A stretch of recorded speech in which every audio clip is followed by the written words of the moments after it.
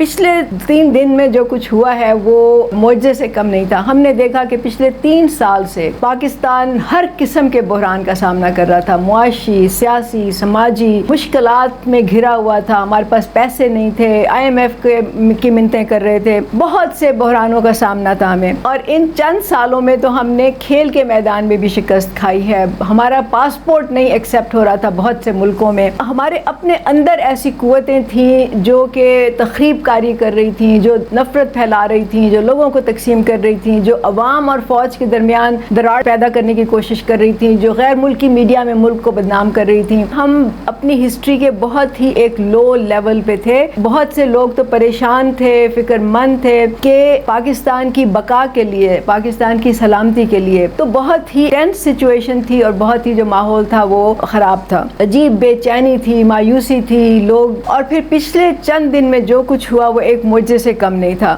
بہت سے لوگ کہہ رہے تھے کہ امریکہ جب افغانستان چھوڑ کے گیا ہے تو پاکستان irrelevant ہو گیا ہے، پاکستان کی کوئی اہمیت نہیں رہی۔ جو پاکستان انڈیا کے درمیان جو وار ہوئی اس کے بعد جو ہیڈ لائنز لگیں غیر ملکی میڈیا میں، کہا گیا کہ Pakistan air force is the undisputed king of the skies۔ یہ کہا گیا کہ اس جنگ کے بعد خطے کے جو ممالک ہیں، خطے کی جو قوتیں ہیں وہ حیران اور پریشان ہیں کہ پاکستان کی جیت کیسے ہوئی، پاکستان اتنی دفاعی اس میں جو ڈیفنس فورس ہے وہ کیسے اس میں اتنی آئی، اور اس پہ تجزیے ہو رہے ہیں، اس پہ باتیں ہو رہی ہیں۔